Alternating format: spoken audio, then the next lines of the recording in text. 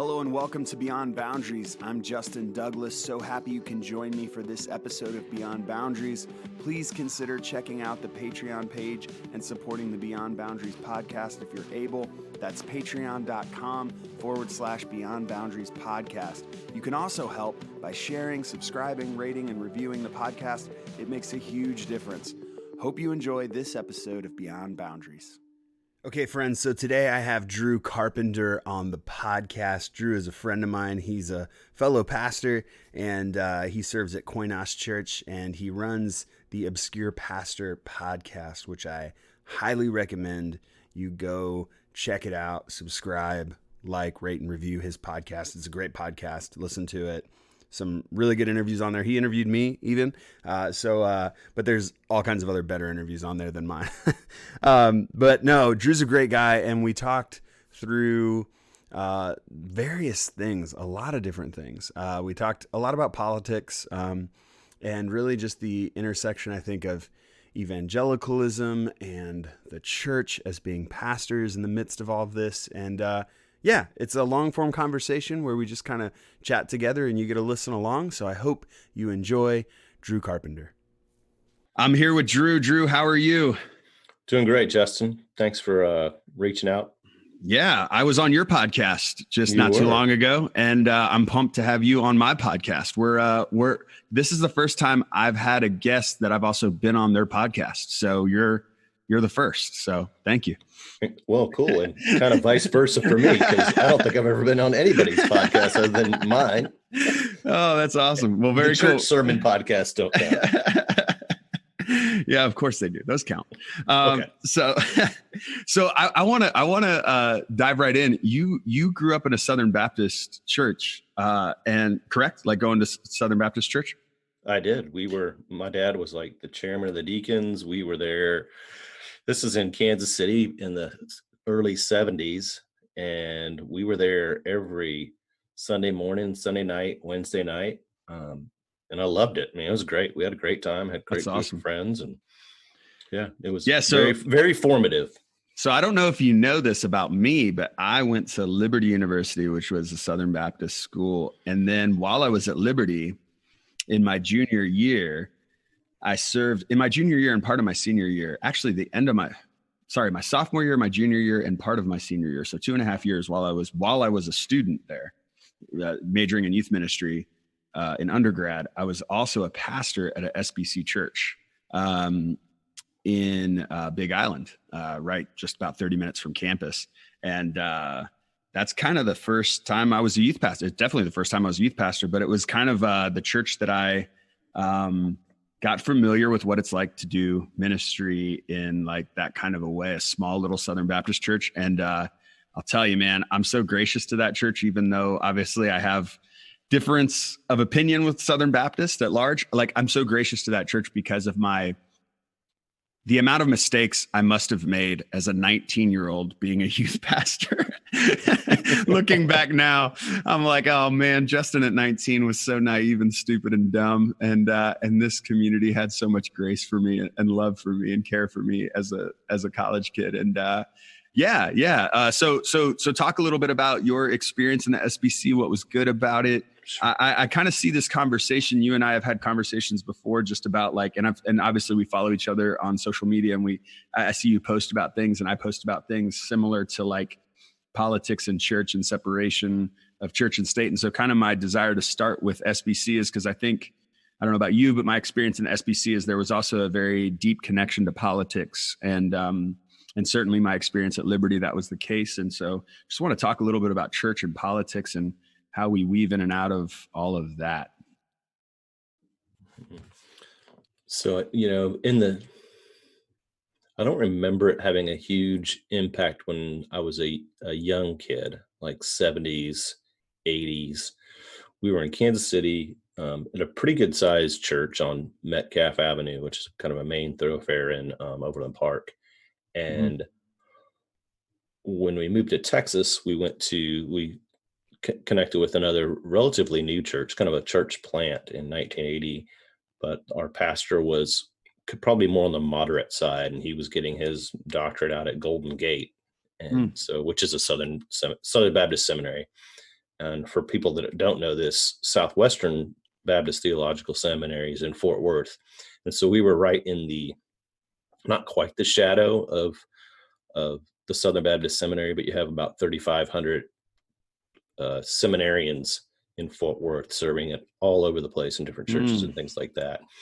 And I do remember junior high and high school, just kind of the back and forth that was going on over at the seminary. They were talking through the kind of the faith and message type of stuff, and people would have to sign on that if they wanted to teach at the seminary. And then they started doing that with missionaries and things like that. So it very, very much felt, especially in my late teen years and college years, it felt very, very political in a church world setting. And it was really kind of odd to me and a little bit off-putting, but it was what I knew. Yeah. I went to, so the church I was at, we were very active we were in the youth group. We had a youth choir back then. I couldn't sing, but I hung out because that's where girls were and stuff like that. And I liked being around the people. I had a great youth ministry folks in my life that were just really formative and really try to help disciple my stupid little hyper persona who I was at the time. But they really tried to help me discover who Jesus is and how to read my Bible, and the things that you want young people to know is that here's who Jesus is, and here's this Bible that we've gotten down through the years, and this is how you live your life. This is how you have a quiet time. This is kind of how you pray and things like that.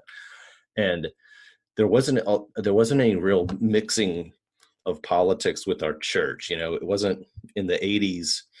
You kind of have Ronald Reagan in 84, and that was like junior high-ish. 80 to 84 was his first term in office. Then 84 to 88 he was in office again, and that was kind of this moral majority. But you had a man that had, it's very interesting because he had been divorced. He had not really ever had any kind of real profession of faith or anything like that. But the conservative kind of Christian movement in our country got behind him. And I think that probably had more so to do with the fact that, I don't know what it had to do with, because I'm not a historian, and I'm definitely not a political historian. But I looked at that, and then I look at kind of how we've progressed over the years, and how there's been this influence of this conservative, conservative white evangelical group that would like to steer our country in a certain direction for very good reasons.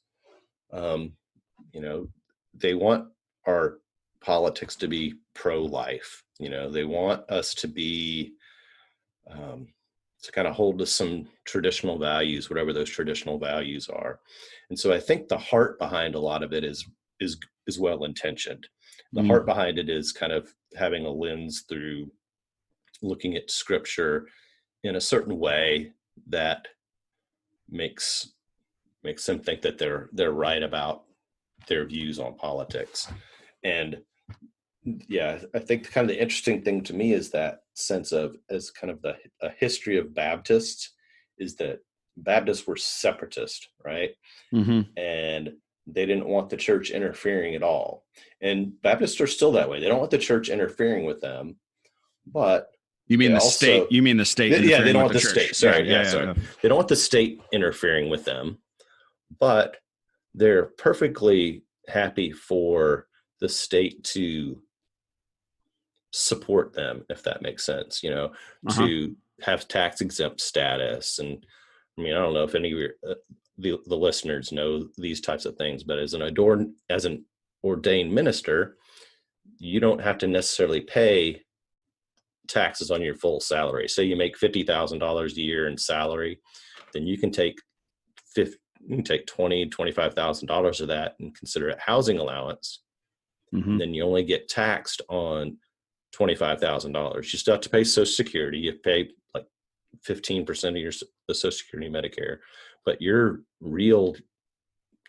gross income is reduced. And that goes back to a rule they had years ago because people had parsonages. And so they weren't going to tax people on their parsonages, but they've continued to have this thing on the books. And that's a real beef that people have with Christian ministers, because we don't want the state interfering with us, but we're happy to take the perks that we're given for being ministers. And so it's like, I get a check in my spirit because I take that allowance as well. And most not gonna lie, I take it too. Yeah. Most ministers like myself, we don't make a ton of money as it is. No. Yeah. And so there's just that sense of, oh, well, okay. So things like that type of stuff. And I don't know where I'm going with that exactly, but that's one example of, we take a tax exemption. We go through the Pennsylvania state government bureaucracy so that when we go someplace, we don't have to pay sales tax for things we buy for the church. Yep. Right. And so we kind of want these types of separations. We don't have our church because we have something connected to us. We have a building that we rent out. We're taxed on that space over there, but the space where we have worship services and gatherings, that's tax exempt. We don't pay any taxes, no property taxes for that. Whereas my neighbor next door over here, that Brown's feed store, they're paying taxes for their property. And then so we like those perks and benefits. And so there's not a true separation just in the way that I look at those types of things. I agree. Yeah. And we want all the benefits that the state will provide us.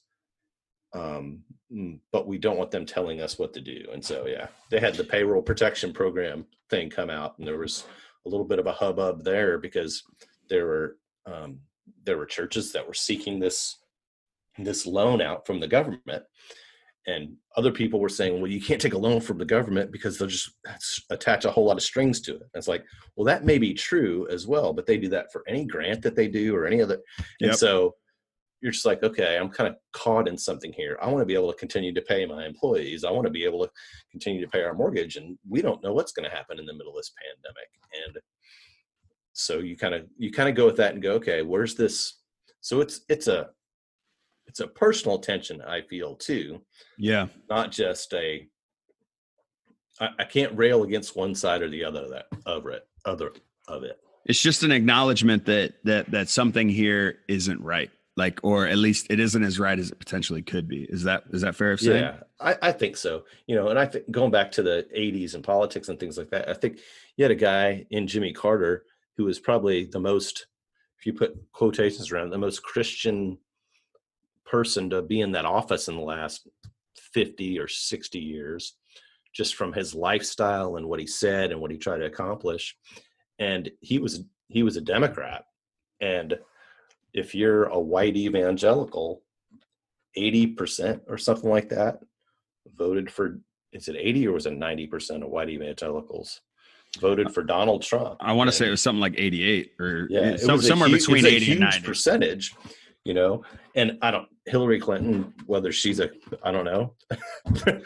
I can't say anything for her and her spirituality because it seemed nominal as well. Yeah. But it's very interesting to me to kind of go, okay, who and how are we voting for these people that we're voting for? And if it's a moral choice, then why are we voting for somebody that appears to be amoral, right? Yeah. And again, we've had lots of people in politics, and Barack Obama had his share of problems. There was problematic things that he did.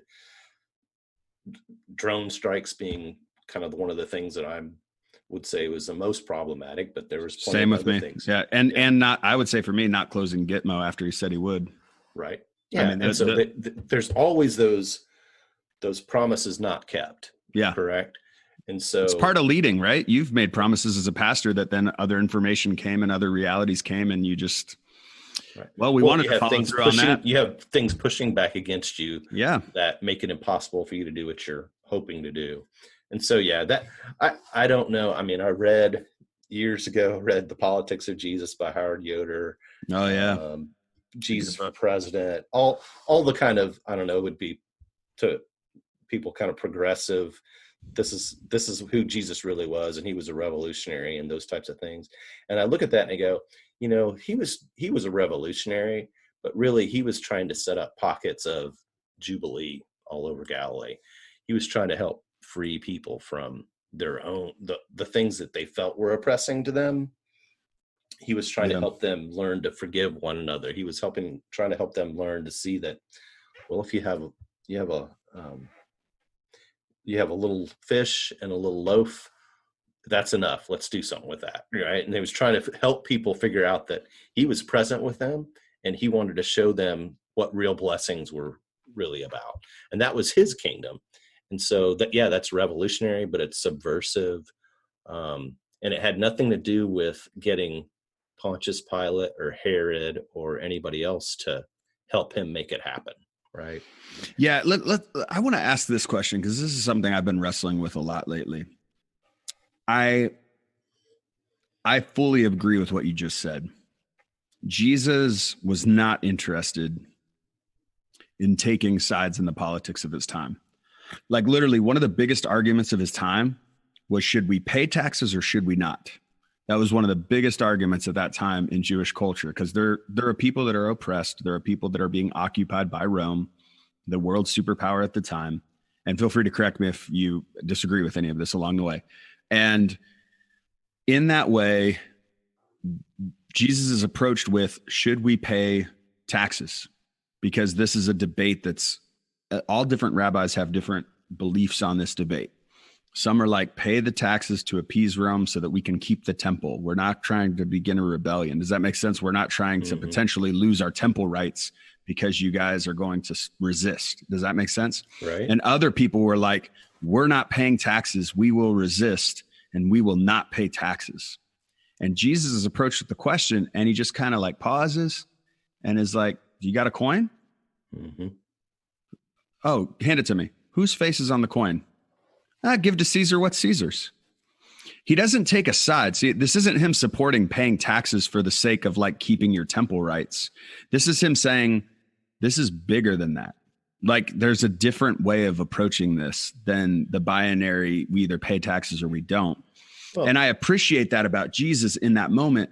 But one of the things I think is unique about Jesus's time, and especially a lot of what Paul says, because a lot of what Paul says, I think, is used to say, we should be politically disengaged. God's got this. God positions our leaders and puts them in power. And so I'm just going to keep my hands off, but I'm going to vote with the party line, or with, I'm going to say all these things. But then it's like, if it doesn't go my way, God's got it. Or even if it does go my way and my leader that I helped put in place ends up doing something immoral, wrong, well, then the answer at that point is, well, God's got it.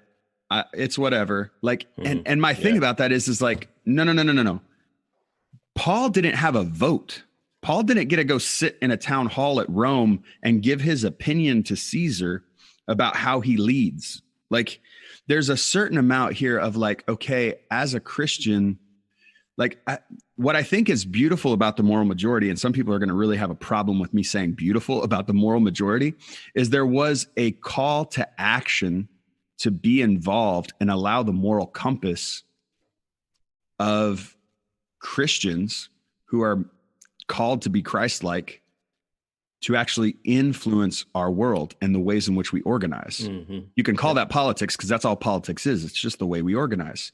Mm-hmm. The problem is their agenda, in my humble opinion, had less to do with Christ and more to do with a party. And again, that's my personal opinion, or at least it evolved to that point. If it was pure at the beginning, it evolved to that point where I don't think it's hard for me when white evangelicals are the first ones to support war, when white evangelicals are the first ones to support death penalty, when white evangelicals are these are things that Jesus was clearly adamantly against. This isn't like when white evangelicals are the first ones to be against initiatives to help, in issues of poverty and in issues of public health, even. These are things Jesus healed. Jesus cared for the poor. So I look at that and I say, we have a vote too. So like, let's not completely remove ourselves from the responsibility it's like if Caesar gave Jesus a vote, I don't know how Jesus would respond. Maybe he would respond the same way and he would just not vote. Maybe that would be Jesus's take. But it's important to reference that, like, Jesus, the disciples, Paul, none of these people lived in the society we live in, which is the unique thing about America. We get a say, we get to be involved. And I think that's really what muddies this up, because it makes it so hard to be like separation of church and state, but we still get a say. Right. That's the difficult thing. And I've wrestled with this personally, because I've had seasons of like, I'm not voting, I'm abstaining because as a Christian, I can't vote. But then I'm like, what a privileged thing for me to say. As a white male, what a privileged thing for me to say. The system works pretty well for me, so I can abstain from voting. As I talk to my black friends, they're like, you're going to abstain from voting? Well, that's a cool thing that you get the option to do that. Oh, you're just going to say it's your moral conviction because of the scriptures? I think it might also be because you don't have to live in the systems of poverty and even violence that we endure. And so you're just going to disengage from it. And it's like, ooh, that hurts and stings, but you're probably right. Like, wow. Okay. Well, I just saw a statistic yesterday, and then I want to go back to the Caesar and the coin thing in a minute. Yeah. But so since 1964, no Democrat has ever carried the white vote. So that's longer than my lifetime. That's like almost 60 years. So 1964 was the last time that the white, like white people carried. Would that be John? Would that be John F. JFK? Kennedy. Yeah. Wow. The second. Yeah. Wow. And so, and then back to the kind of Jesus asks, well, whose impression or whose image is on that coin? Yeah. And he says, they say Caesar. It's like, well, give to Caesar what's to Caesar's, but render to God what's God's. Yeah. And so it's the Imago Dei. That's the image of, what's the image on us? It's God's image, right? Yeah. Me and you and every other person that's ever walked this planet. So render what God has impressed upon us back to God. Give Caesar his coin, whatever. That's a piece of whatever it was, probably bronze or something. Yeah. But give to God what belongs to God. And so he was deciding, at some point, he was deciding, you're God's first. And I write an email every week and send it out. And I was working on it a little bit this morning, and I'm just thinking about just all the stuff that's swirling around and just what's justice and how do we do this right? And I'm thinking about, okay, Matthew 18 and discipline among brothers and things like that. Okay, that doesn't really fit because he's talking about kind of people who are of the same persuasion and they're kind of believers or whatever, right? It's kind of insiders. But then Paul talks about, and people will use Romans 13 and say, well, Paul says give the authority to them because they wield that stick, they wield that sword for a reason. It's not in vain. But then you think about Paul, and it's like, well, he didn't follow his own advice. He was thrown in jail for not doing what he was supposed to do in these localities and being somebody that was going against what they want. And Rome was they're pretty okay with religions in general, of other religions, right? As long as you didn't say Caesar, as long as you didn't go against God. And then for Jesus to be walking around with a pretty good claim of being Lord, and Paul saying Jesus is Lord, kind of bringing those things up in public. I mean, that was about as subversive as you can get, and it was blatant. And so for them, I mean, they were going to speak to government, but they weren't necessarily going to be a part of the government. And I think that's probably, like in the denomination I'm in now, in the Brethren in Christ, I think that was probably something that they were pretty cognizant of early on. I think they've kind of changed from those types of stances, but they might vote, but they wouldn't actually be a mayor of a town or serve in the police force and things like that. And there's other issues with that because we're supposed to be nonviolent resistors and pacifists. And so, but again, there is that you have to, I think politically, you always have to stand up for what is right. And that's not always a right versus left scenario. Exactly. And so I don't know. I know there's talk and people that are a part of the third way. And I'm not sure exactly how that works.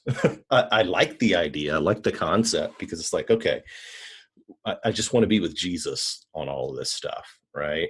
And I want to be a good follower and dedicated to his teachings and his philosophy and his way of being in the world.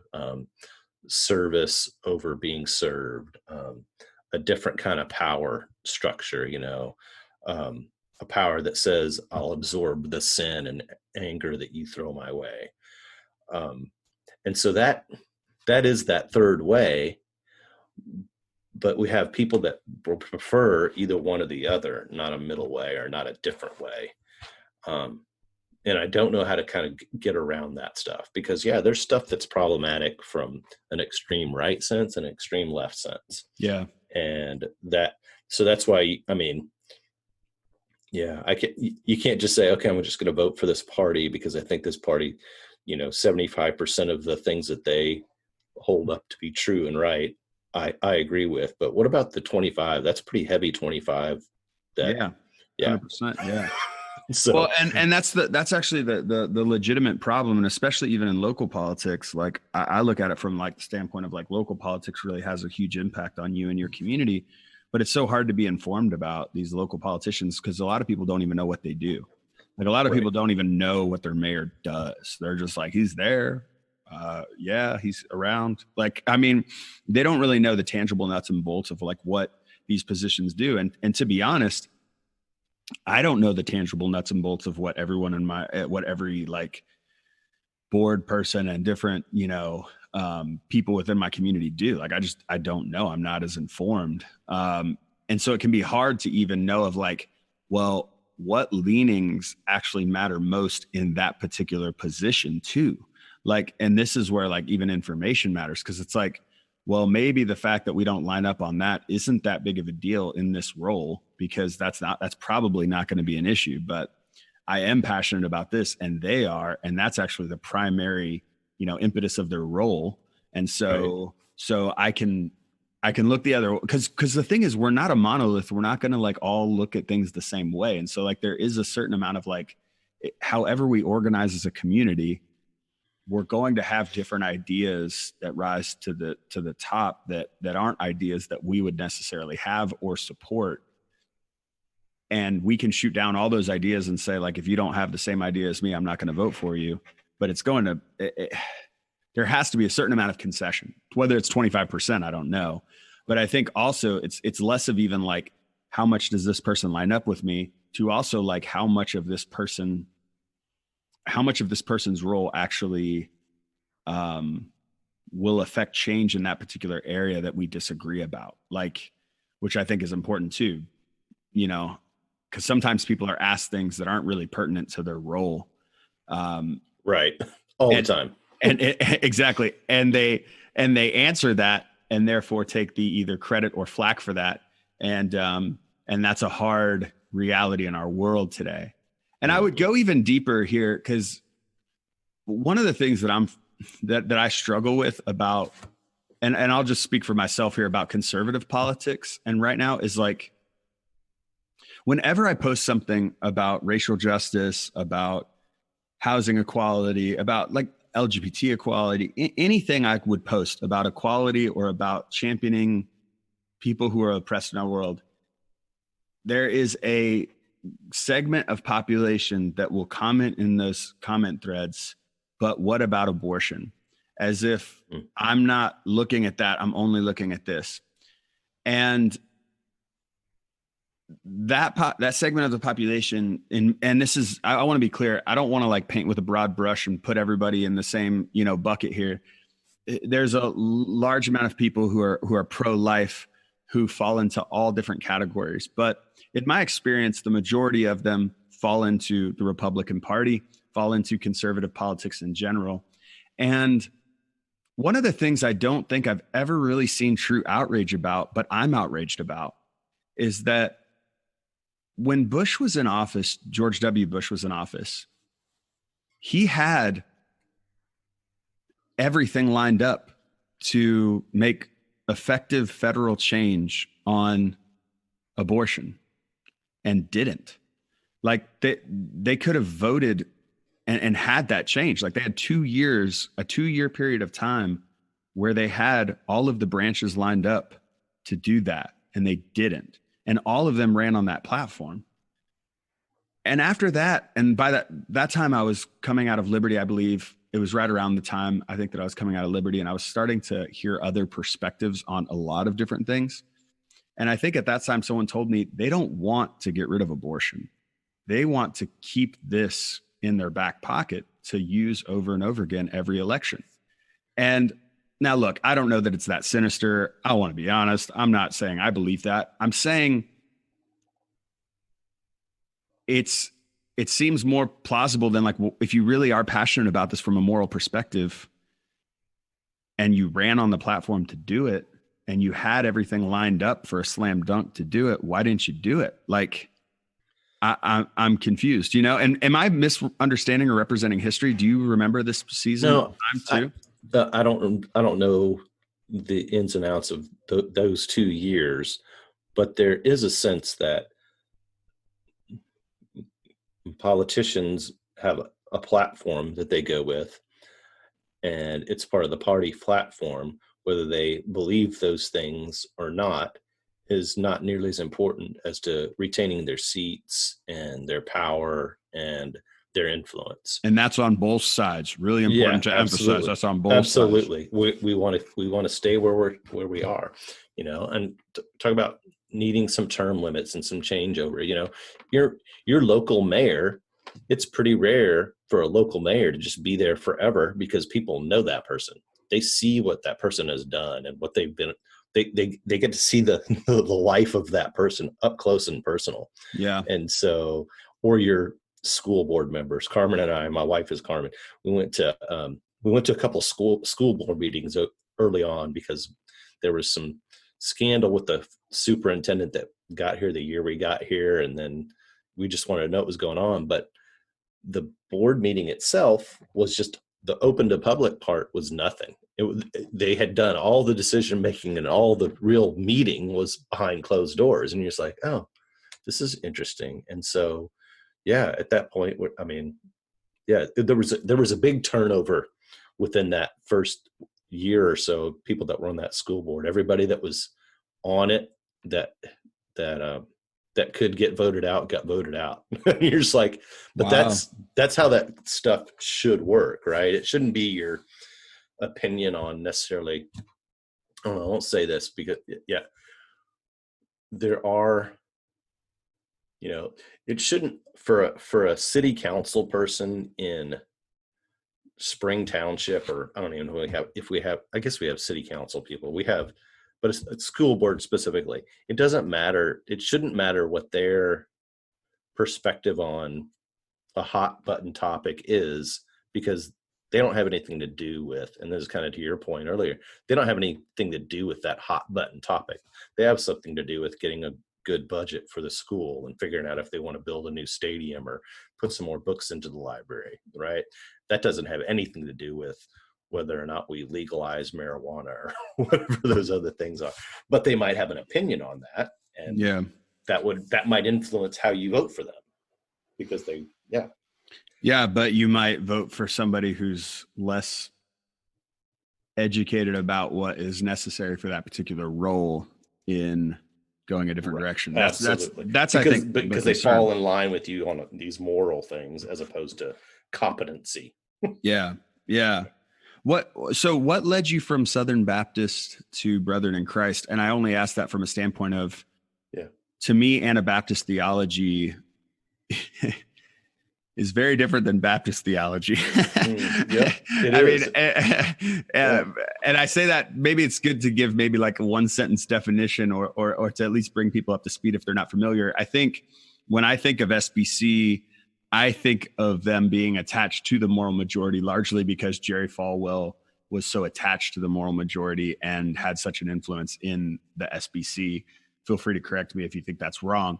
And then on the Anabaptist side, I see them as separatists. Like now, obviously, there's all different levels of Anabaptist. You have Amish would be considered Anabaptist, and they're obviously very separate. And then there would be things, Mennonites, and pretty much everything in between.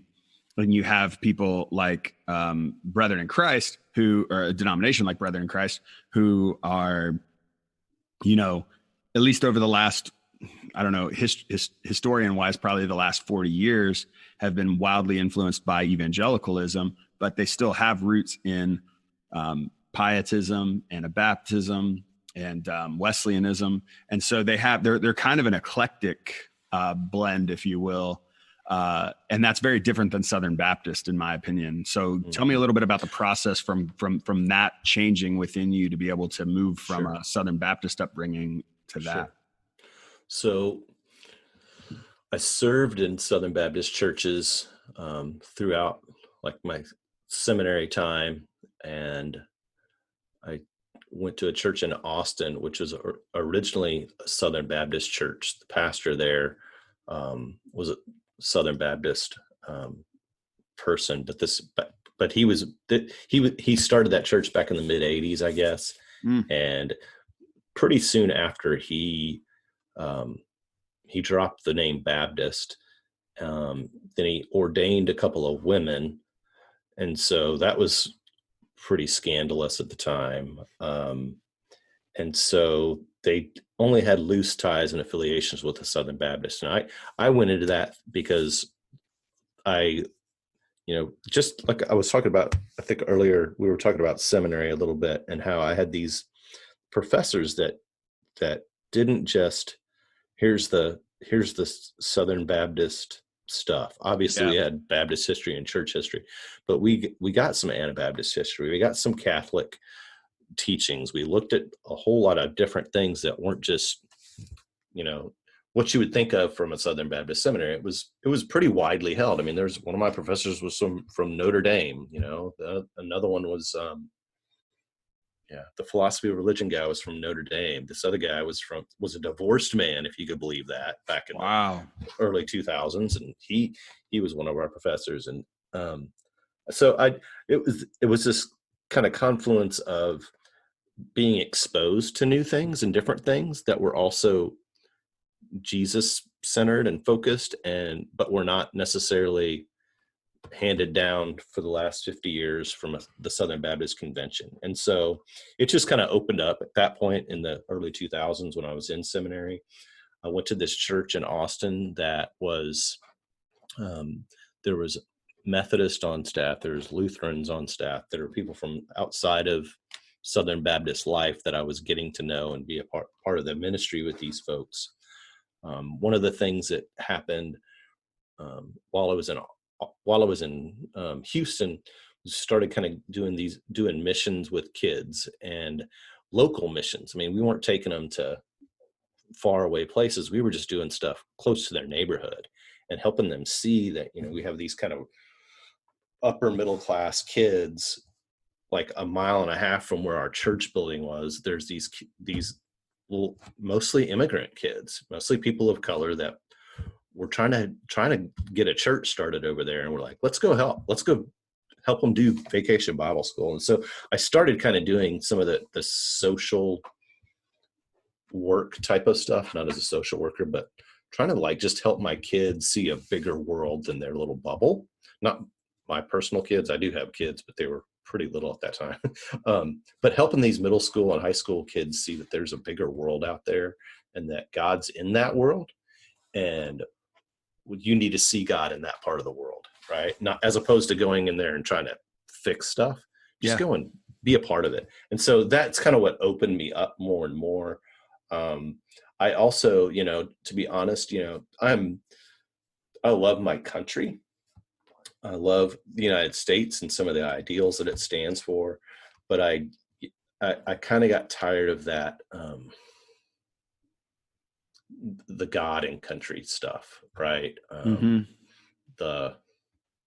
don't know, the Mike Huckabee, God's guns and the word or whatever that book was he had a few years ago. I was like, oh no, I'm not.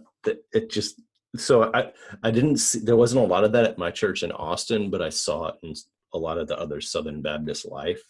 And I was kind of just over it. I was over us worshiping a flag on Sunday when it's Memorial Day or 4th of July. And again, I love my country. I signed up for selective service when I was a kid in case I needed to get drafted or whatever that was, right? But the reality was I got out of college in 91 and we were right in the middle of we were in the Gulf War, the first one. And I was like, oh, crud. I didn't have great grades. I'm like, I could go to war, And I was like, I didn't really like that very much. So it's anything that we do. I mean, it's always a progression.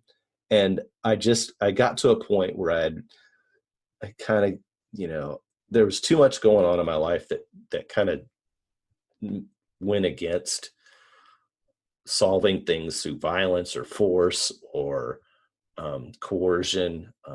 And then again, just seeing the kind of the wars that we fought, and God bless the young men and women of all walks of life that went in and tried to do what they did in Afghanistan and Iraq. And, they were doing what they thought was right.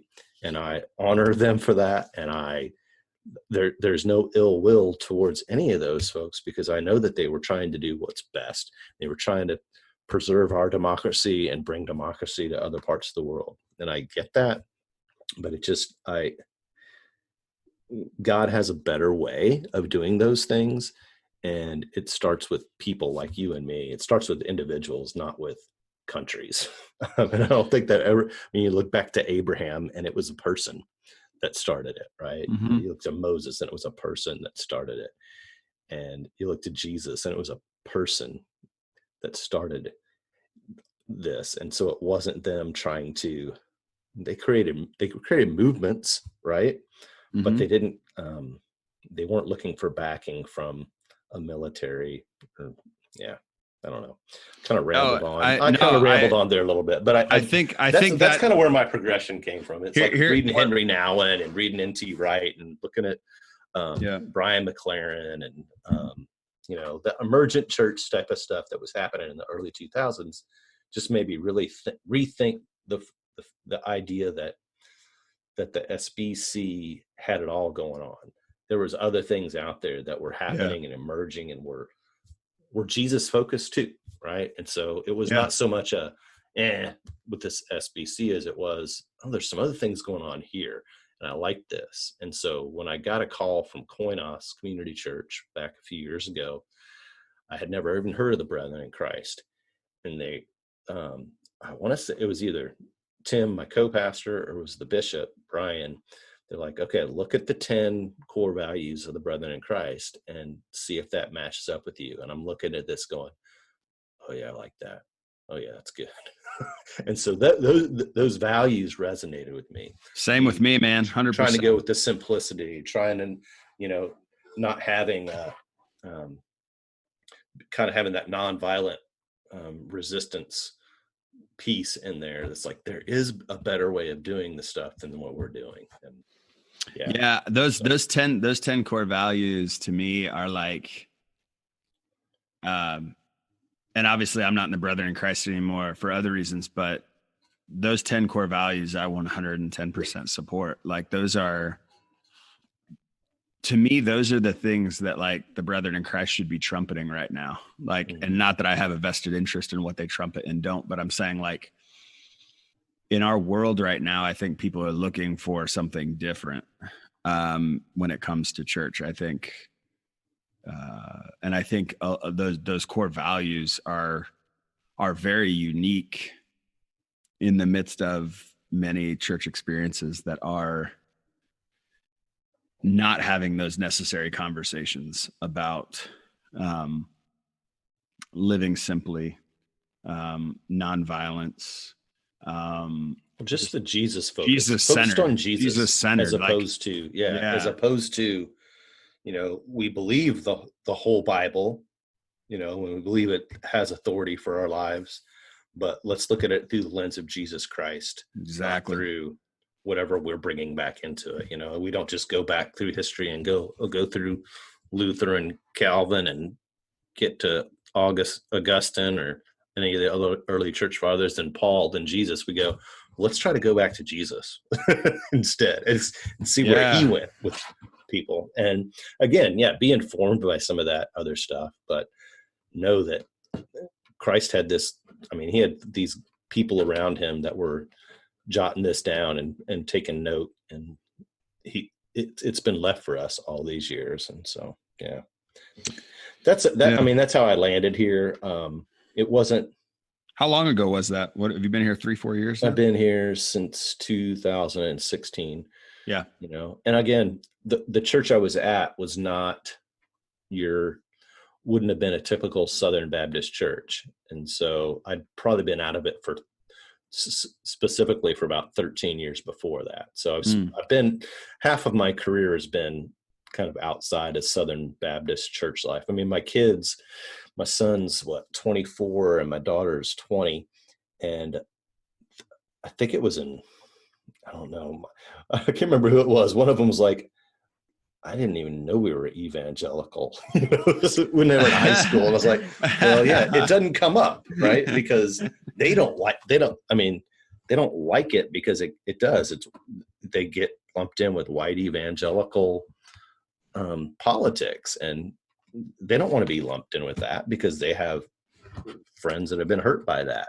And do you have a sense that the younger generation, the millennial generation and Generation Z, are even more aware of evangelical, like the idea of the white evangelical church, than previous generations, and are more like, I don't want to try to say like the church has a PR problem, like we need to manage our PR. Does that make sense? But I guess I'm saying, like, in the sense that like there's a seems to be, at least in my experience, a more of a gut reaction that's like anti-white evangelical in the millennial generation and Generation Z. I would say so, because they're, and I could base this just only on my experience, right? But both of my kids, they love Jesus, but they don't necessarily like what they see of the church and its influence on how the world's operating right now. And I think that, I think you're right. Because if you, I don't know, I don't know, because there's definitely kids that are super conservative like their parents and will continue to be so. And they're millennial.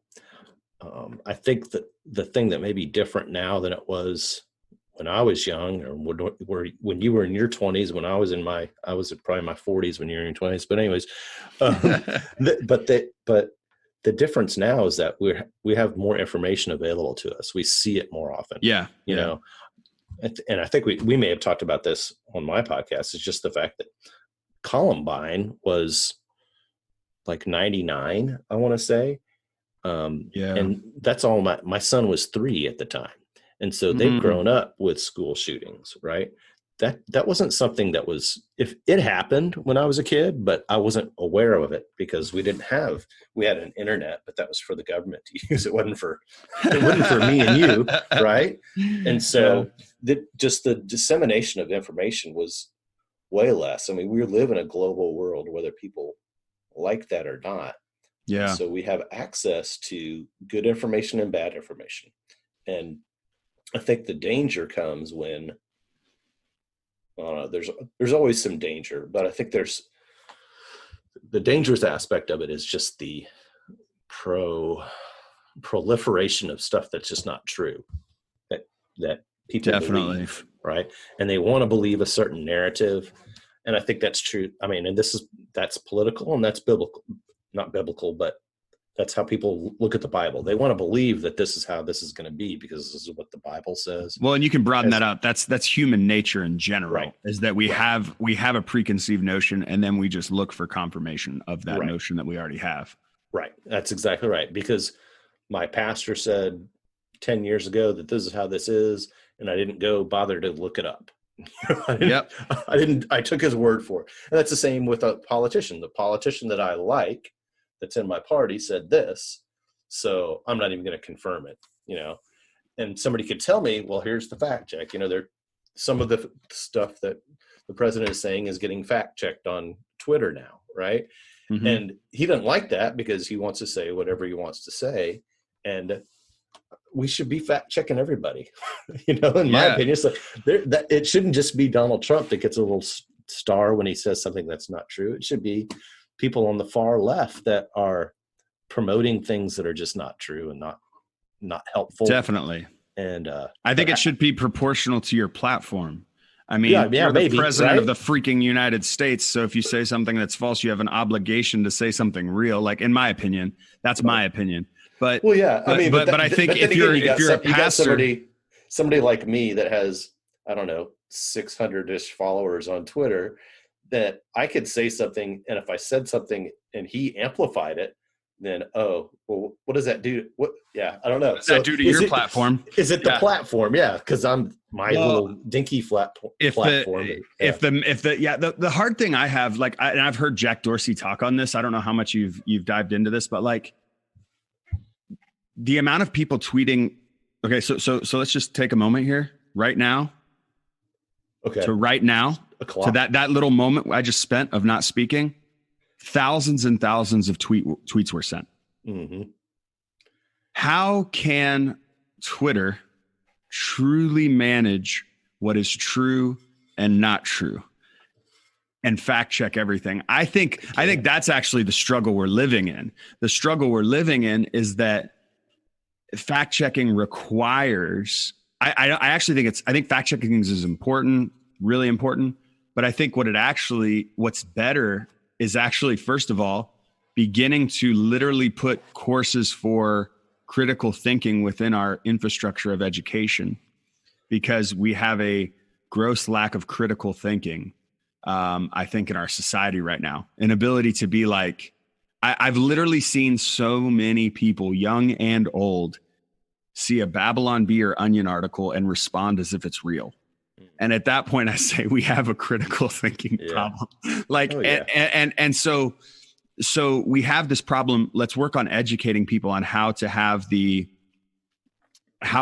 critical thinking mechanism, and not assume everyone that thinks they have it has it either. Like, I know there's times where I'm biased. Does that make sense? Sure. But what I'm also trying to do is trying to widen my net of people I listen to, and be cautious to get inside of an echo chamber. I want to hear people that are intelligent, informed, and have a different idea or opinion than me.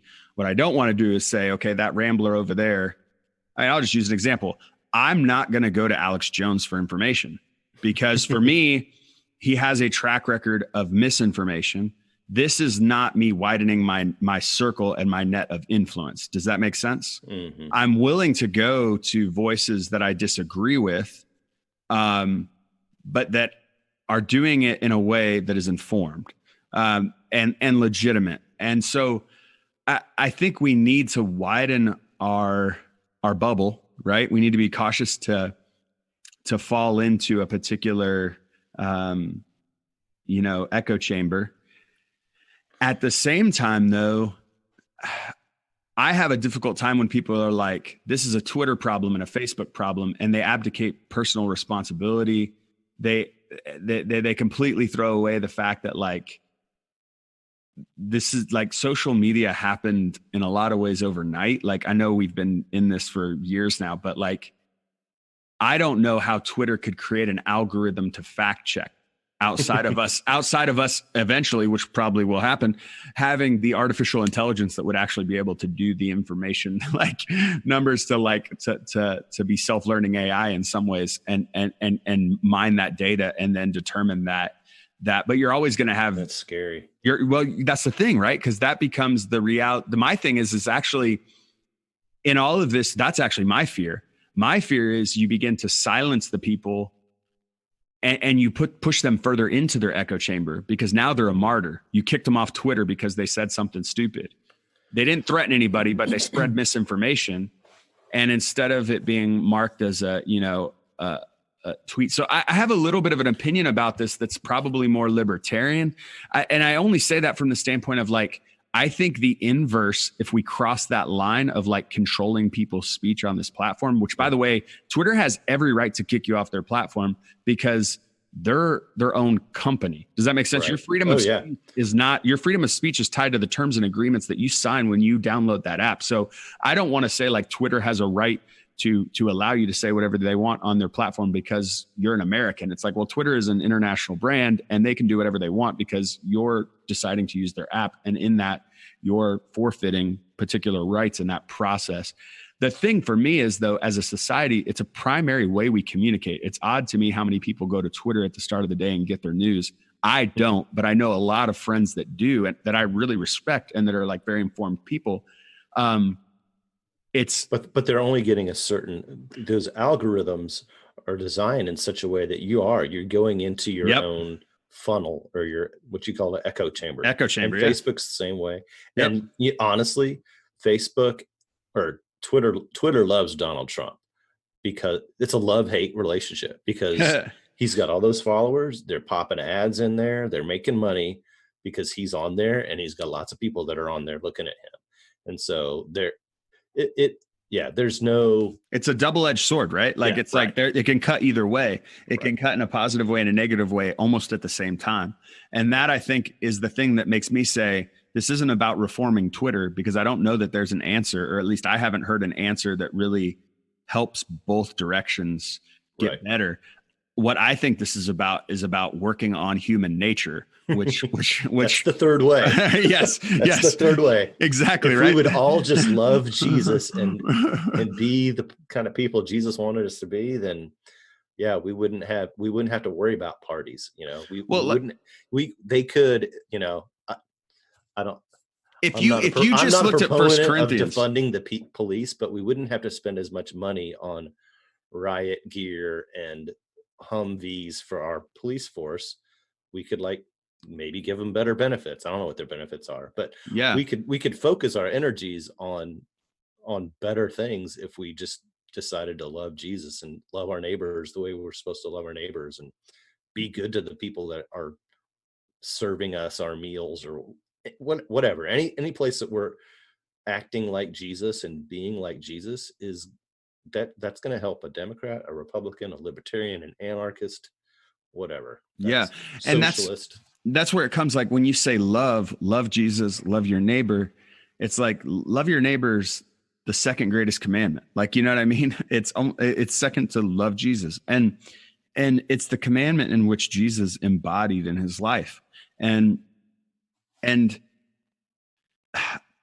if you look at Corinthians, like, and Paul's description of love, it's like love is patient, love is kind. Like just stop there. That could take a lifetime to learn. Like that when you're loving someone, it requires patience and it requires kindness. Wow. That alone, like stop there. Don't even read the rest of the passage. Like there's a ton more descriptors on love past that, but geez, that's going to be a hard one. Those two, like, I mean, just start that direction. So like, to me, that says like, okay, what does it look like to be patient and kind on a platform like Twitter?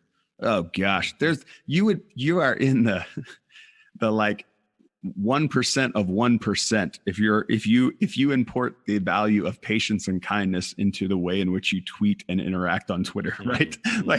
Like, and by the way, let's add self-control to that. Self-control. Yeah. I deleted Twitter. Like I have Twitter. I have a Twitter. Like, so if anybody is here and they follow me on Twitter, just so you know how I use Twitter, if you're ever commenting or direct messaging me on Twitter, I never check Twitter. I push everything from Instagram to Twitter. I found Instagram to be a platform that ultimately I can like see some people, see some things I want to see, but not like have to like, I don't have to engage as much in the hard things on Instagram, although that is starting to change. Yeah, it is. It was a happier place a few months ago. It sure was. 2020's kind of ruined every platform at this point. That's funny to think about because Facebook used to be the dumpster fire. And quite honestly, I did something on my Facebook, and I don't know that I want to tell everybody I did this, but I'll go ahead and do it. I unfollowed everyone on Facebook. So I'm friends with everyone on Facebook, but I've unfollowed everyone. So listen to this. And I mean, this is across the board, right? Like, you know what I mean? Like I've unfollowed everyone. Because I'm just like, I'm done getting on here. And like, literally the first thing is just something that triggers me. Cause that's what Facebook would always do. Yeah. Facebook would put the thing that they knew was going to like be the thing that was like, you know, Trump stands in front of church with Bible after tear gassing protesters. It's like, that's the first thing. And it's like 5 of those on my feed. It's like, what the heck? And so like, I just finally got to the point where I'm like, I have to be on this platform for work. Cause I thought about deleting it. Like I have to be on this platform for work because I run our church's social media. I have to be here. I'm going to be here. Okay. Here's how we're going to do it. I'm going to, and I had a few friends who had done this already and who had told me how it went. And, I'll say this, I spend so much less time on Facebook. Yeah. My time on Facebook is so much more enjoyable. And I actually think I'm still hearing different perspectives than mine, but I don't feel like I have to see this person that I know really well that's spreading misinformation and feel this like internal like war within me of like, do I want to let them know you can't share that? That's wrong. What's my obligation to tell this family member that like, oh gosh, what are you spreading here? Like, you know what I mean? And that I don't have to have that right now. Like, you know what I mean? Like, I don't have to go through that, which has been helpful. So I'm just saying. But is that helpful though? Or if you know, it's a good question. It's a good question. Okay. Because you know, I don't remember when it was, but I jumped off of Facebook. I said, I'm leaving because I was tired of it and probably had something to do with the duplicity of Zuckerberg or something like that. But I left, but I didn't close my account. So I went through and I downloaded, like you can offload all your pictures, all your posts, everything. You can like take all that, put it on a drive. And so I did that. And then when I started this podcast and this email, it's like, oh, I'm just going to post that stuff to that because that's where, I mean, hundreds and hundreds of my quote unquote friends are. And again, most of my good friends are on Facebook, but I got so tired of being on there and looking at the misinformation and people that were believing stuff, you know. But Tim and I have had this discussion recently. Tim's the guy I co-pastor with about just, you know, what do you address and what do you not address, and how can you help people kind of navigate some of this stuff? And that's the $1 million question. And so if these people are your a part of your church body, then there's an opportunity for shepherding and pastoring in that. Yeah. What's your obligation? What's your obligation? Yeah. So that I don't have an answer for that, but I just that is a question. It's like, okay, what should you do with that? Because Drew, then I answered the question. You're hopping into people's closets a little bit. Yeah, I answered the question. Just unfollow everybody. It's a simpler world when you unfollow everybody. No. Oh man. So no, yeah. I really do think it's a problem, right? I'll say this. I did it after a season of reflection on my own personal longevity and health, in the reality of, so let's just say this. I'm an 8 on the Enneagram. I don't know how much you are aware of the Enneagram. In matters of justice, particularly, it's hard for me to separate it from personal. Does that make sense? Like it's really hard for me. And I've grown in that. Like 18-year-old Justin would have been very different than, 36-year-old Justin now, which by the way, I was born in 84. So I don't know that that's 20 years, is it? Between you and me, like what? 15. 15. Okay. All right. Yeah. Okay. So I look at this and I'm like, I see the benefit of both sides, following and unfollowing. For me, like it came to a point of like, I do sense I have an obligation as a public figure and as a pastor, but that obligation is now just going to be me sharing, and people who are friends with me can see that and can choose to engage me in the comments there. And I will engage in the comments when they comment, but I'm not going to engage in their posts. And part of that was, it might be 9 o'clock at night or even at the start of the day or in the middle of the day. And I pull up Facebook, and before I know it, and I'm just trying to make a church post on Facebook. Does that make sense? Right. Or respond to a church thing that's happening on Facebook. And all of a sudden I go down a rabbit trail, and it's an hour and a half, 2 hours later, and I've accomplished nothing. Right. But look, I had this difficult conversation with this person, which I'm not saying there's no redemption in that or that those moments aren't redeemable. But I've found that changing someone's mind on Facebook, Twitter, or Instagram is, for most, in my experience, most of the time is, it'd be kind to call it an uphill battle. Like, I would say you're going uphill with a lot of luggage and hoping that you might actually make it to the top. I've sensed that in-person conversations are so much better, right? But they're so much harder because you just don't get as many of those opportunities, and because people will say things very different on social media than they will in person. They'll tame everything, the bravado that you can put on social media and the bravado that you put when you're sitting in a room with somebody, very different. And so I've chosen to try to have some of those necessary conversations in person when able. And again, for me, it was a decision more about me than about like a conscious decision on how to lead. It was more about like, I literally can't be angry when I like am trying to go to bed about this thing that this person said, that truthfully, when I really examine this in a couple of days, I'm going to say, yeah, that should have frustrated you. They said kids in cages wasn't a big deal.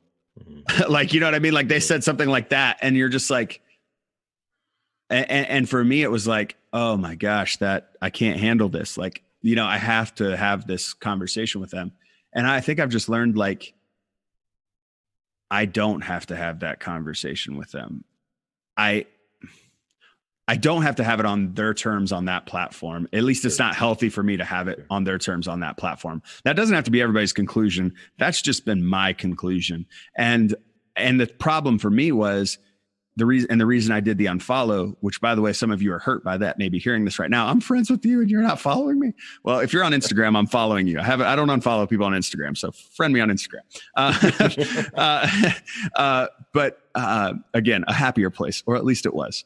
But it used to be that I would see something and I would choose not to say something, but then it would just stir in me for hours and hours and hours. And that wasn't helpful either. You know what I mean? And that's why I made that decision. It's so hard, man. Social media, because social media is so connected to this church and state stuff too, because as a pastor, I'll see my own congregants say things that I'm like, what are you saying? You don't really believe that. Like, you don't want us to structure like that. No way. Like, you know what I mean? Like, and that's difficult. I don't know. Well, and I don't scroll through the Facebook feed. I'll post my smart stuff about the podcast or just some thoughts. But yeah, I rarely scroll through, because the reason I like Instagram was because, like, I want to see I want to see what's happening in your life, you know, and that tended to be what things used to be on Instagram, and it's getting further and further away from that, you know. But yeah, I don't know. They are a part of our reality, and I don't think they're going away anytime soon. I think, again, it comes back to figuring out a way to use logic. You know, you said critical thinking, to use logic and to use patience and self-control and kindness as we consider the things we post. And I'm not great at that. You know, I'm on Twitter, and there's stuff that I'll put on there every now and then that's just kind of snarky, and it's like, I'm not going to delete it because that was me in the moment, and that's going to be a record, you know. But just trying to be kind, right? And and I think that and you can't. The problem is you can't take a platform like Twitter and Facebook and remove emotion, right? And emotion is not always rational, right? And so there's this picture of, like, fact checking. Also,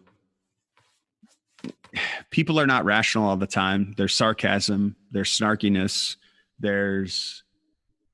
And quite honestly, that's what, to me, is like, at least about Twitter, what was so interesting about it, at least at the start when it was 140 characters, the negative of 140 characters is you cannot have a meaningful conversation in 140 characters. It's why we see all these posts now that are like 1 of 10, and they can just keep scrolling, and you're just like, oh my God, why don't you just write a blog and give me the link? That's right. But now it's 280 characters, I'm told. I haven't even been on the platform since it switched to 280. Oh my.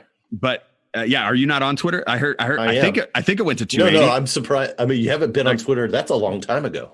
No, well, let me tell you this. I think if I go and look at my account, I was one of the first like thousands to get on Twitter. I got a message like when I was in college. This is 2005 maybe, or 2006. Like this was way back. And it was like, Twitter, this new platform, you should get on. And I logged on, like probably gave him my MySpace email, like, you know what I mean? And I'm like, and I logged on and I got an account and I was like, no one's here. And then I just left. But I have Justin Douglas because I was on way back there, which like on all my other platforms, I have to be Pastor Justin Douglas because Justin Douglas is taken. Because it's pretty popular names, right? So like, it's just so funny because it's like I was like off it for like 4 years, and then it kind of picked up steam and blew up, and then I was on it for a while, and now like I just push from my Instagram everything that goes there. I'm sure if someone started blowing up my Twitter, I'd probably get an email that would be like, "Hey, you've got 5 comments on this post. Go say something." You know what I mean? I don't know. Maybe not. Maybe right now. I turn all those notifications off. I have like I could be famous on Twitter and not even know it right now, man. I'll check for you later. Well, I say this just because it's like that's, to me, what's interesting about that platform, at least in the early going, what I loved about Twitter, and I had the app on my phone, I would check it regularly, is like, especially for comedy, like it was some of the best comedy because it was like one line punchline type comedy where you had to fit that comedy in 140 characters or that social commentary in 140 characters. And it was like precise. What I would say is it required a certain amount of creativity. Mm-hmm. How can I fit this statement that I'm going to make in 140 characters? And to me, that was actually the beautiful thing about Twitter in the beginning, is that it was almost this like new creative platform that was challenging the fact that you could write a whole note, a whole letter on Facebook. You know what I mean? The struggle is like, we've learned now, and obviously I have a long form podcast. We've been talking for over an hour now. Like, if you're going to wrestle with ideas, doing it in 140 characters is about the worst way to wrestle with complex, nuanced ideas, right? Like you need to have space. You need to talk about it. You need to have it back and forth that is long and not compressed to 140 or 280. And even if you times that by 10, you still can't have the necessary conversation, I don't think, and it's not conducive for conversation. It's more conducive for and shouting out people, shouting down people. And this is one of the things I've been reflecting on a lot, because we're in a moment right now. Like I would venture to guess you acknowledge that we are in a cultural moment, potentially even civil rights 2.0, whether that's going to be linked back to Trayvon, or whether that's going to be linked back to Ferguson. I tend to think it's going to be like in history, when we look 50 years beyond, Trayvon's going to kind of be this beginning of, and Ferguson, and then this, and who knows what's next, that's going to be these catalytic moments for change that's going to get us to wherever the next thing is. But like, one thing I've been praying about and wrestling about as a pastor especially is like, are we calling people in or are we calling people out? Because these are two different things. Mm-hmm. Like, and that's one of the things I think that led me away from the platform of Twitter, is I felt like it was just, we're calling people out. And don't get me wrong, there are certain brands, and I'm a part of one, CrossFit, that need to be called out. Like, I don't know how much you know about the CrossFit brand and what's going on. Yeah. And I'm, I have a lot invested in CrossFit, man. It's changed my life. This has been a hard week for me because of those statements on CrossFit and seeing so much of that brand go up in smoke. But the truth is, like, everything great about CrossFit is bigger than the CEO. Like, just like everything that's great about Jesus is bigger than your pastor. and bigger than your denomination or bigger than whoever hurt you in the church and whoever said something terrible about you. But at the same time, that has real consequences and it hurts. And I just think we need to be reflecting on, like, are we calling people in or are we calling people out? Because I think as pastors, we have an obligation to definitely call out injustice, but we look different when we call out injustice because we're calling people into something. Mm-hmm. Does that make sense? Like, oh yeah. I mean, I think of, just being more of what are you for as opposed to what you're against. And I think that's been part of people's, the defection from white evangelicalism is just that, well, I'm tired of what we're against, what are we for? Right. And I think that, like the SBC just had their, I guess maybe it was an online meeting, or they're going to have their online meeting this year because they can't meet. And they've lost 1 million something members in the last couple of years. Right. And that's one of the biggest denominations in the country. And I think it boils down to people are growing out of church, right? I mean, either they grew up in it and it didn't really do anything for them, or they're just kind of tired of all the stuff, that all the baggage that goes with it, just by saying that you're a white evangelical. And so I think declaring what we're for in a positive sense is a lot better than saying what we're against. Certainly. And then also the other thing that I think of that comes back to, I mean, I heard this years ago, this guy, one of the pastors that was a pastor at one of the churches I served at, gave a sermon. He wasn't the regular pastor, but he was just one of them. He's like, I go jogging and I see somebody coming down the road and they look like they're struggling, maybe they're a little overweight or whatever. And you're like, I don't know, but I don't judge that person because I don't know how far they've gone or how far they're going. And I think that just stuck with me. And that was probably 20 years ago. I don't know how far they've come and I don't know how far they're going, but I want to cheer them on because I don't know their situation. And so I think we need to have a lot more of that in the way we think about these things, because we do have people that have made mistakes and have done stupid things but they've been remorseful for them, truly remorseful, not just some kind of half-handed apology, but really did something not good and then try to make amends for it and try to be better. And instead of just saying, yeah, no, we're done with you, maybe give them a chance to show that there's a reconciliation and a redemption at hand. Yeah. And possible. Because I think it is possible for some of these bad actors and people that have kind of propped up different systems that are unhealthy. I think there's an opportunity for them to change, but I think we need some change from without and some change from within. Yeah. And that's true of the church. That's true of how we do government and politics. And it kind of circles back around to critical thinking and logic. Does it make sense to do this, or does it make sense to do this? And kind of go, okay, well, let's get some wisdom here, as opposed to just putting my finger up in the air licking my finger and putting it up the air to get a sense of where the vibe's going, instead of saying, okay, what can be best for everybody in this situation? How can we make it a win for everybody that's involved here? How can we retrain some of these guys that didn't know better? Two of those cops that were with Chauvin, when he was had his knee on the neck. Two of them, one of the guys had been on the job for like 4 days. The other guy that was his third shift, I think. And those all of the 4 guys that were arrested for it. Really? I didn't know that. And you're just like, oh, there's something systemically wrong with that, because that guy is able to do that and these guys don't know what to do about it. Right? Yeah. And so that just kind of shows me that there's something broken within that system, and it's broken human beings, right? It's people that don't know how to have a conversation like you're talking about. It's broken human beings that have also enacted broken policies. Right. And that's right. that's the struggle. Right. Yeah. Right. Yeah. So, And I think the hard thing is like, we love a systematic one size fits all approach to this. Here's a great example.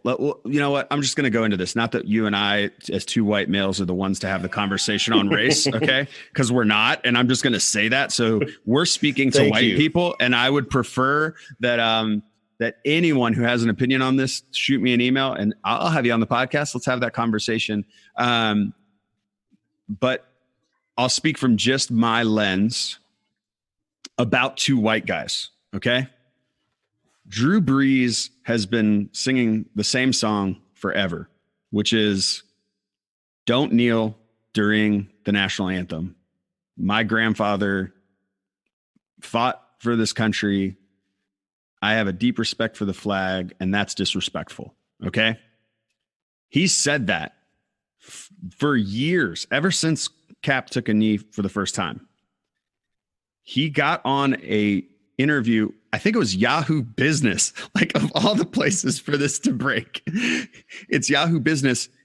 And he just said, he wasn't even really asked about that. Like, it's not like, what do you think about Cap protesting like that? The questioning wasn't even like trying to trap him. He just went into, I've always said this, not aware of the moment, and realized really quick the goalposts had moved. Mm-hmm. And what he said was no longer okay. Mm-hmm. To the point where he had players on his own team, which is rare in the NFL, call out a quarterback, especially an NFL Hall of Fame quarterback who's maybe even, you could argue, statistically on the Mount Rushmore of quarterbacks. Well, okay. And he's done great stuff for his city. He's done phenomenal things for the community. He's active and action in his community. Here's the deal. That happens to Brees. Brees is like, what? And I'm going to assume what's happening behind the scenes. Brees is like, what just happened? I said what I've always said. Like, this never happened before. Collective conscience has changed. Mm-hmm. And through that, Brees saw something differently that he's seen the same way for 4 years. Right. He apologized. Right. And look, it's up to you whether you want to receive Drew Brees' apology, but I receive it 100%. Here's why I receive it 100%. Because I know Drew Brees is doing good work. Like, it really seems like he's doing good work. And I also know Drew Brees is ignorant of his white privilege. He doesn't know. He just doesn't know. And the truth is like, you think about what it takes to get to Drew Brees' position in football. It's like that dude has had privilege around him since probably in high school as a freshman throwing a football.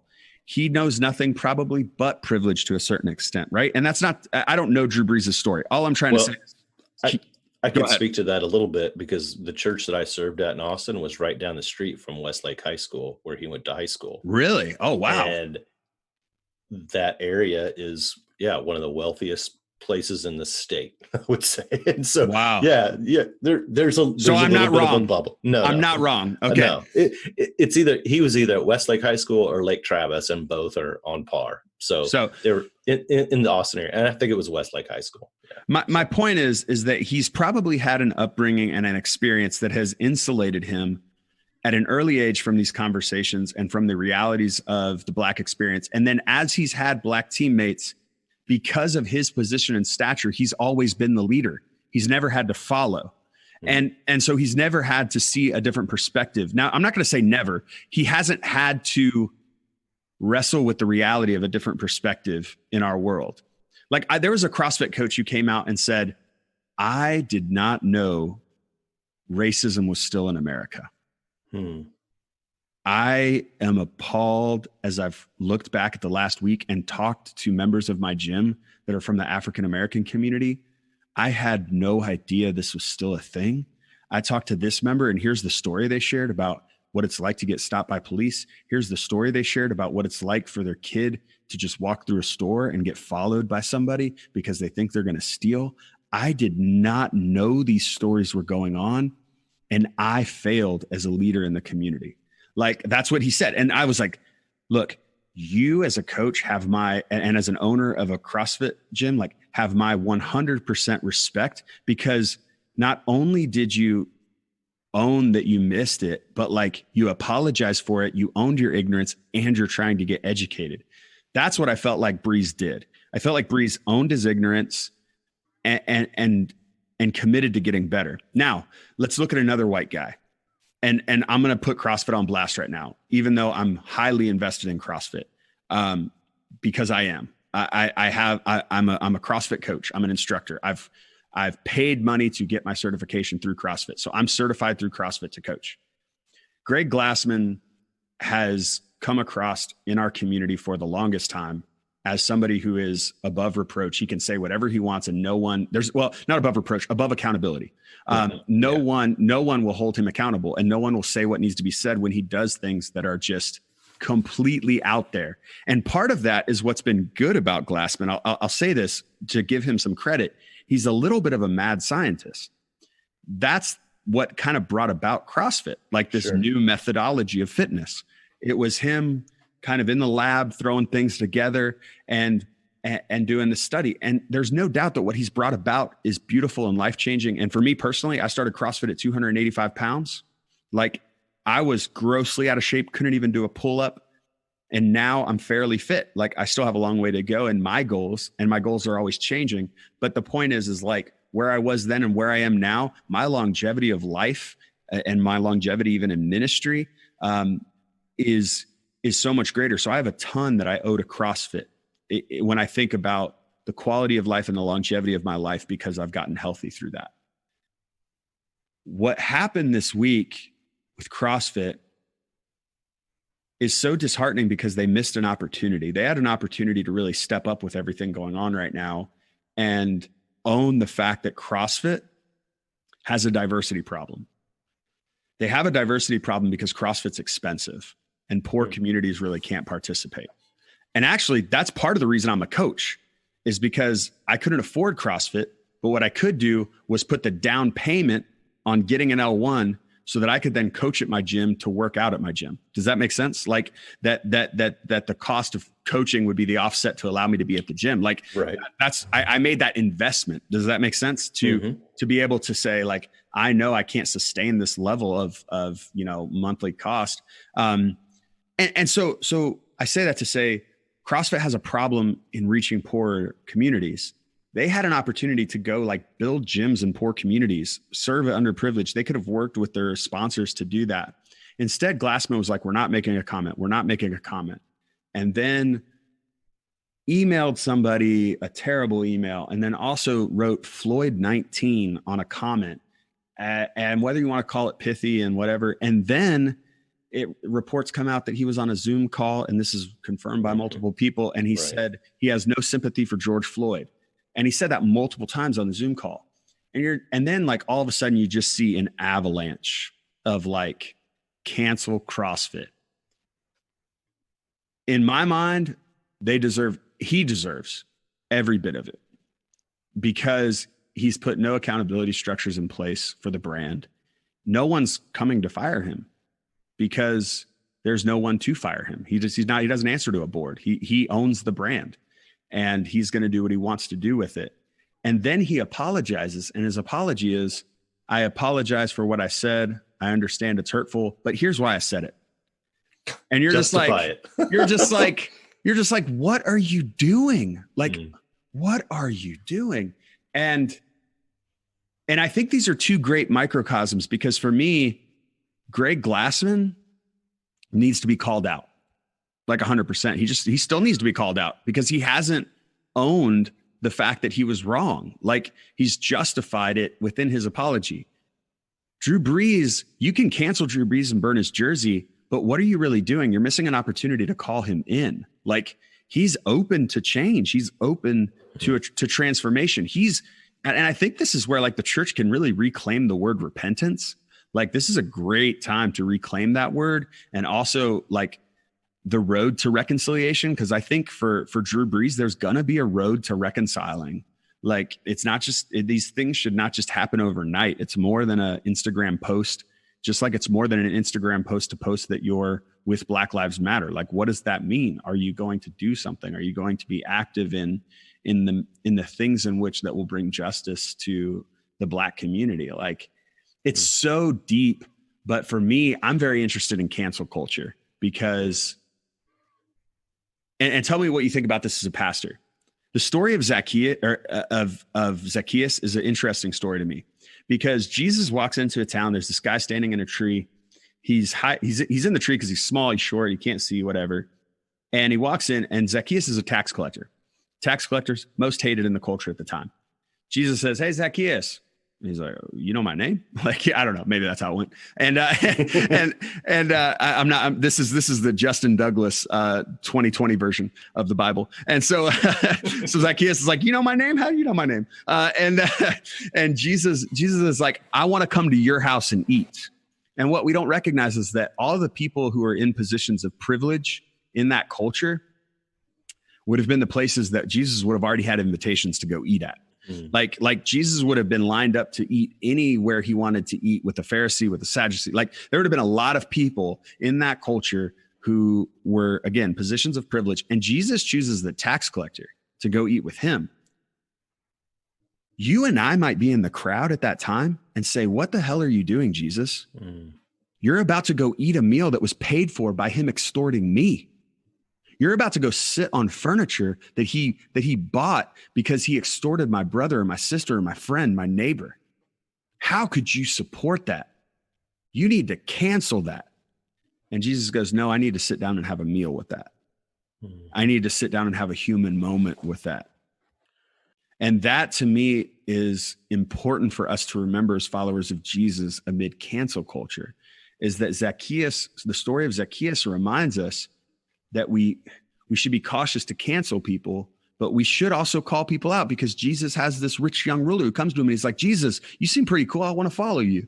And then he's like, "Well, if you want to sell everything and come follow me, let's do this." And he's like, "Well, I'm not going to sell everything. That's not that." And Jesus is like, "Okay, can't follow me if you can't sell everything." Like, and it's like, you could call that a certain level of cancel culture. Jesus is saying, "This is the cost. Come follow me." And in essence, until he handles that, he can't follow him. I don't know that that's as one for one as cancel culture, but I do think the Zacchaeus story is cancel culture. Like, Jesus, it would be fair to say that a lot of people in that culture would have a deep struggle and problem with Jesus having dinner with Zacchaeus. I don't know. Have you ever thought about that story that way?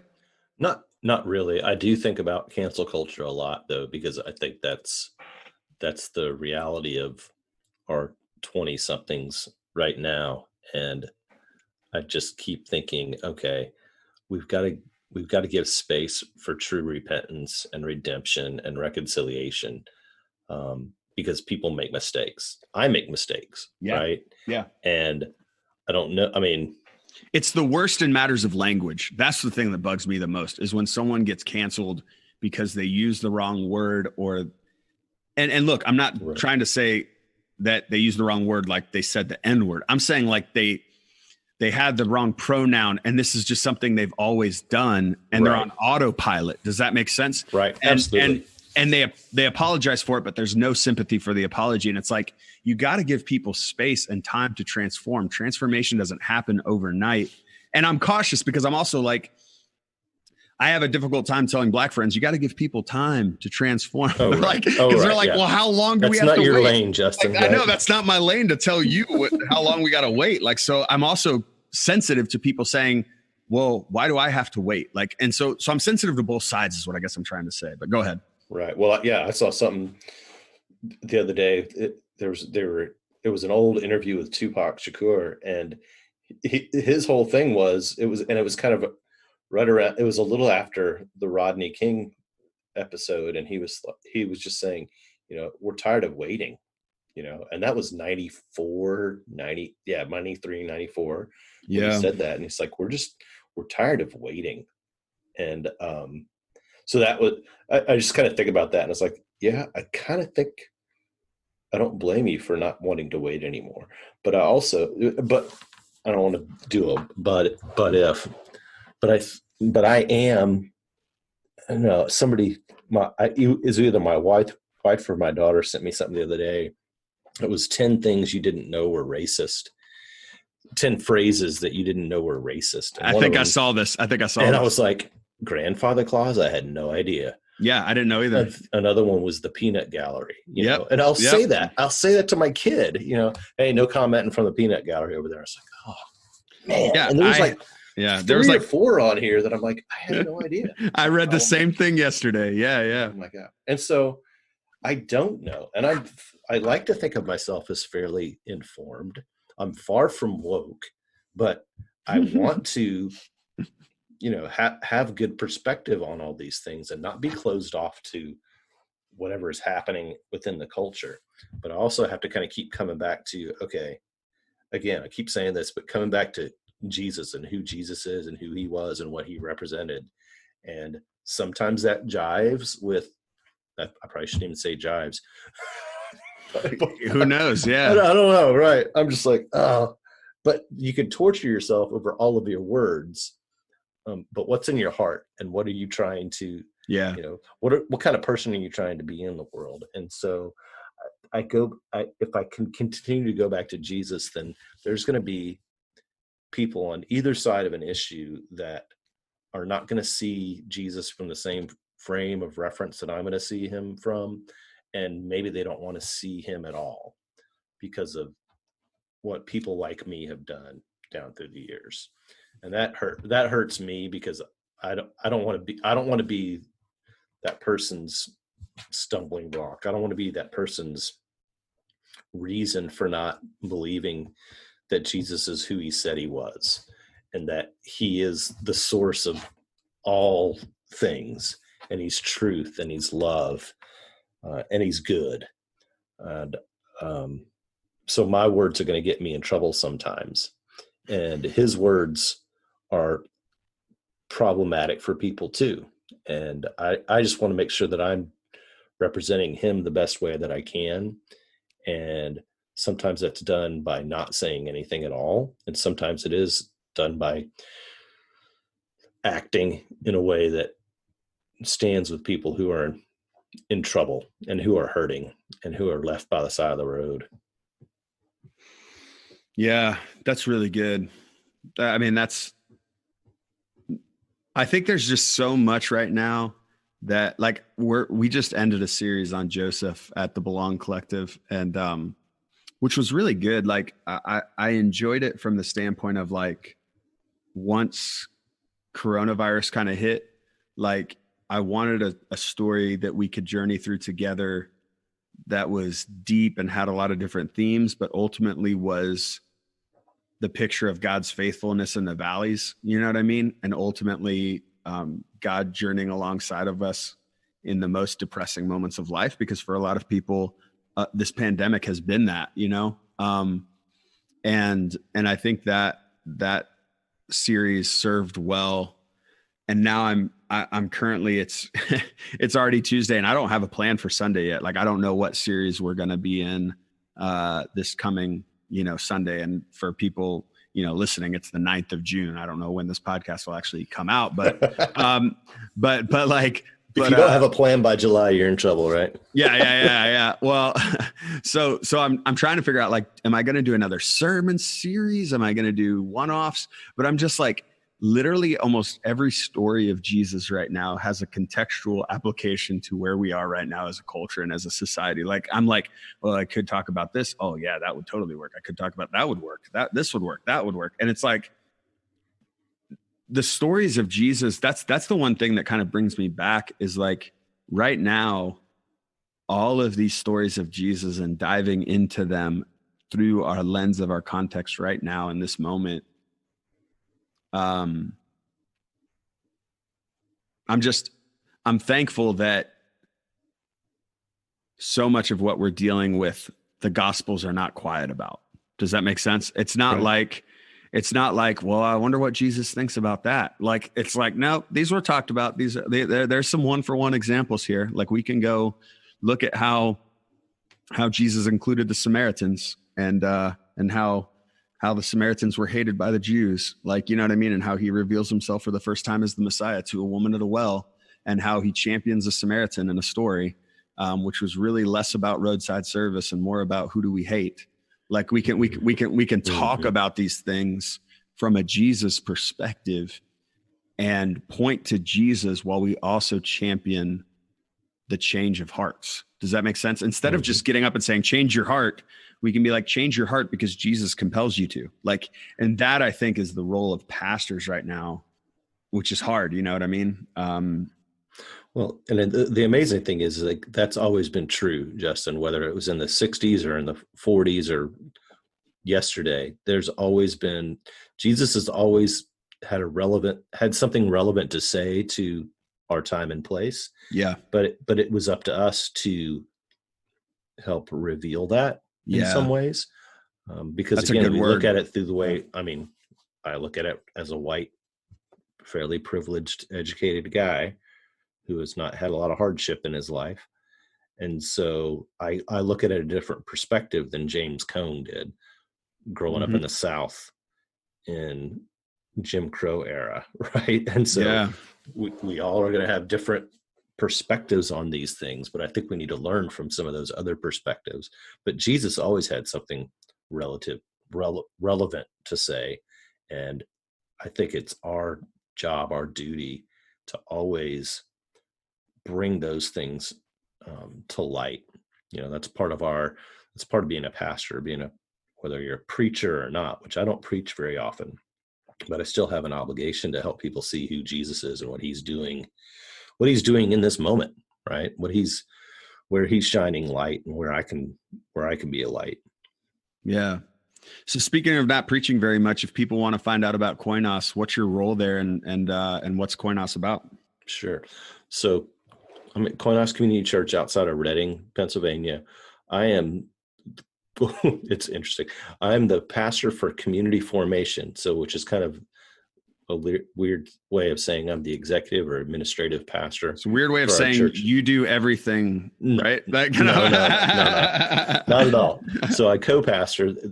My co-pastor is Tim Deal, and he does the bulk of the preaching. He does community group stuff. He also he's very good pastorally, and so he does a good job of caring for our folks. Not that I don't care, because I do care, but I handle more of the financial things, the organizational aspects of what we do. We have a tenant, and so I'm a landlord too, which is something I hadn't really been expecting to ever be in my life. But I do that. I kind of operate I'm our staff. I run our staff. So we have a children's pastor and a youth director. They're both very part-time, but they do excellent work for their part-time roles. And then most all of our volunteers kind of fall under my umbrella. Our church was planted by some guys and gals from Lancaster County, which is the adjacent county to Berks County. It's probably, I don't know, a little over 15 years ago. So about 6 guys and couples planted the church. And so it's still a fairly young church. We do have senior citizens, but we have a lot of young families, a lot of folks that maybe grew up in different traditions. And a lot of our folks are not from Berks County. Like, they came in from other places and stayed. So probably half and half, I would say. It's not, I don't know. It's a little bit about who we are. We've kind of stole our tagline from the biggest BIC church in the world, which is the Meeting House in Canada. Yeah. It's a church for people who aren't into church. Yep. We like to say, come as you are. We have an opportunity for people to kind of not just, we try to not come across like we've got it all figured out, that we're on this journey together. We're asking questions. We're open to dialogue. We're wanting to journey together, and it's relationally focused. I mean, that's our value anyway. We try. I mean, we all have values, right? And what are we trying to attain, and what are we really like? Are not always the same thing, but we have a very relational type of ministry. we try to be authentic and really being clear that we don't know all the answers, but we know Jesus, and we're trying to make it through this life together in that. And it's very BIC type of focused church with those core values, the BIC. That's awesome. And you have a podcast, Obscure Pastor Podcast, which I was on. What episode number was that? I don't know. I'm putting you on the spot. I'm sorry. It's the most recent one as of now, I think. Yeah, right? it came out today, actually. Came out today? Look at that. Look at that.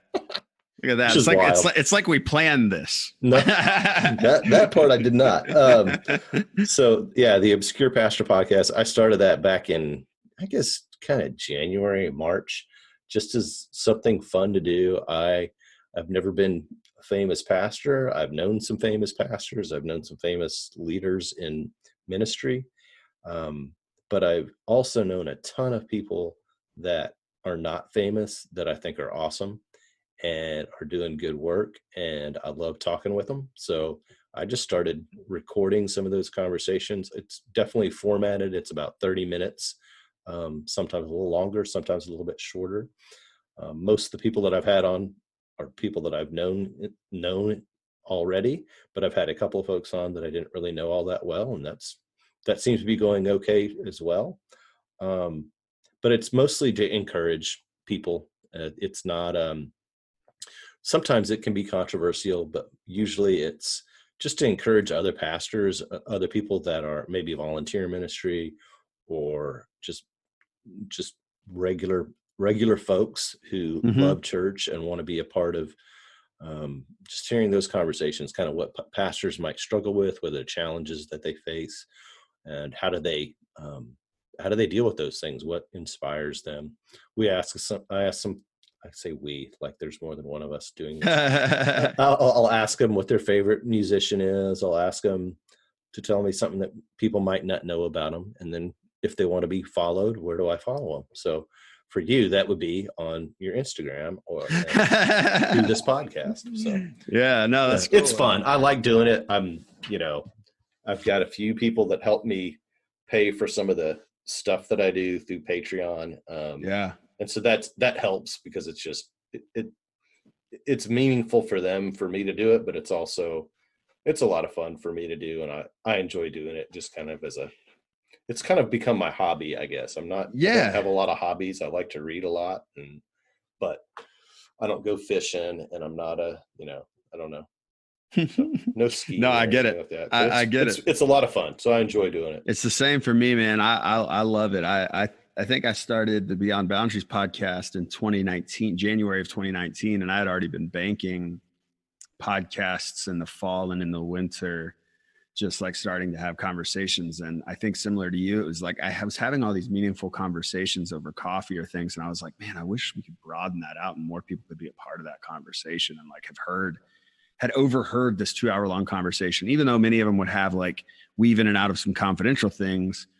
So it was like, I can't just record conversations that I'm having with people. Well, obviously I need to get their permission, but like, even if I got their permission, it would change the conversation, like, Sure. And so it's like, how do I, and, with COVID, I've had to explore, like we're interviewing right now and we're not in person, but it was actually like a high value initially. Like I'm only interviewing people in person because there's something about the energy of being in person with somebody.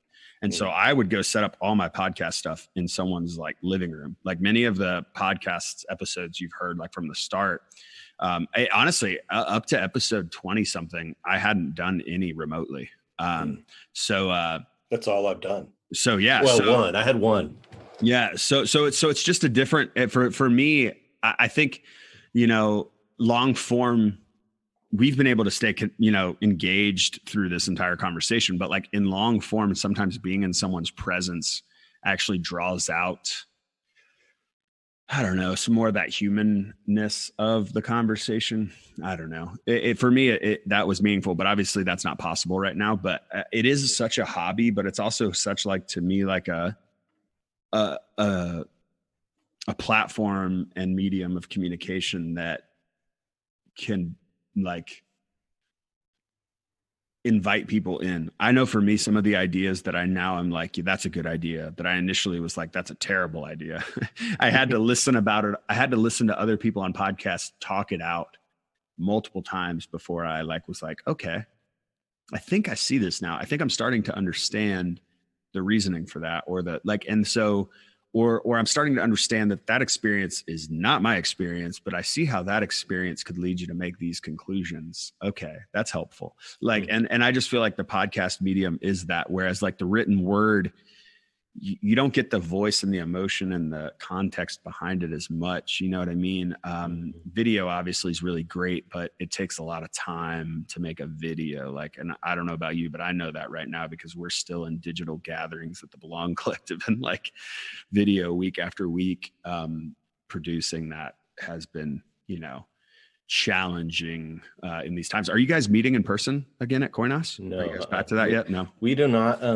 So we're still in yellow phase. Yeah, I thought you might be. Yeah. Yeah. So we've been doing, we do Zoom for community groups. We have a live stream on Sundays. Gotcha. Were you doing live stream before? No, or? Oh, not okay. at all. We would record the message and put it on a podcast in audio form, but never in video, probably, right? Yeah. So the live stream obviously is video now. Are you guys going to keep that once you go back, you think? We are. We're going to keep awesome. doing the live stream. Tim and I are kind of talking through, and we'll talk with our leadership team about kind of what our format is going to look like, because it's going to look different, because we are going to, our space, we've got to figure out space. We got to figure out what people are going to be comfortable with, and all that type of stuff, what we're comfortable with. Everyone's having these conversations right now, and it's unique to see. But I think that the thing that I hear you saying is like, we're going to keep this digital piece that we've explored, because that's the opportunity. That's the opportunity in the midst of this, is like, wow, that's an opportunity to grow.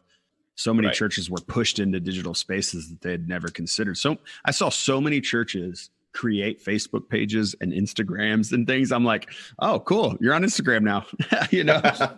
All right. I guess nothing like a pandemic to get you on Instagram. Right. But I mean, and we had like a YouTube channel that we would put videos on occasionally, but they were primarily just so we could have like an archive. Right? Yeah. And so we had Instagram. We have we have a fairly engaged Facebook page. And so we had the social media stuff. It just is a matter of trying to figure out what works, what's going to be helpful. And so we've had a lot of conversations about what's going to help our folks, not just navigate COVID and all the other things that are happening in life right now, but what's going to help them be better disciples, what's going to help us be better pastors.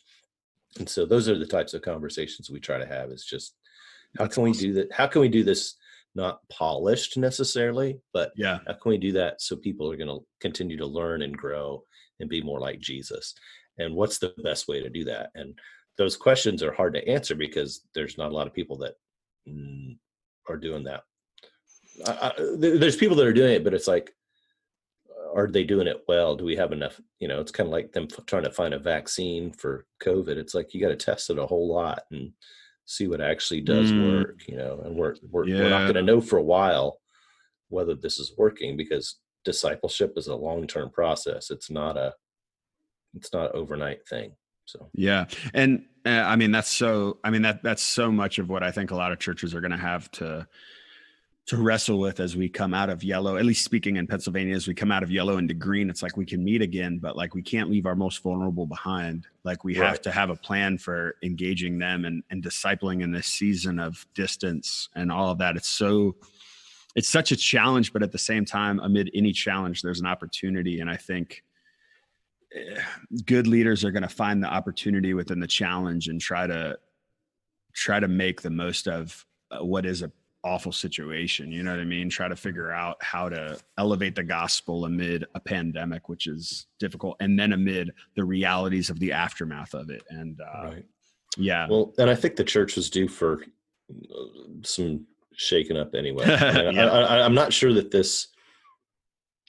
it's not all bad. I mean, do we need churches with 20,000 members showing up? It's a good question. It's a good question. do we need a bunch of tiny little churches that aren't making disciples? It's not just the big churches, it's the little ones that really aren't doing the world much good. And so you said I didn't. Yep. But there's a winnowing that can occur in this time that could be good. Yeah. A lot of people are not going to come back. They just won't. And I'm not speaking for my church specifically, but I know that there's people that are like, there's some pretty good preaching out here. I kind of like staying in my PJs and I can watch it on demand now. And, it's the new Netflix. Yeah. And probably not as good as a lot of stuff that's on Netflix. And so that's the challenge. And I think, it's really given me a chance to kind of rethink how we do ministry and I've been in this since 95, 96, and I've got I'm not ever going to be able to retire because I'm a pastor and I don't have any money, so I'm going to be 80 still doing this. What am I going to do for the next 30 years? What's it going to look like? And I want to stay in this because I feel like this is what God's called me to do. Yeah. But I do have to kind of, you always have to kind of look at, well, what's God trying to do right now? And how can I be a part of what God's doing? Yeah. And no, that's good. What does that mean? That's why you got to keep learning and doing stuff. You can't just stay where you are necessarily. So 100%. Well, obscurepastor.com, right? If they want to find out more about it, they can also find it on Apple Podcasts, on Spotify, anywhere podcasts are, right? Because I follow you. I think so. I know it's on Spotify and Apple, and I've used Buzzsprout, and I think that kind of helps push it out or whatever. But obscurepastor.com. I do a weekly email. You can sign up for it there.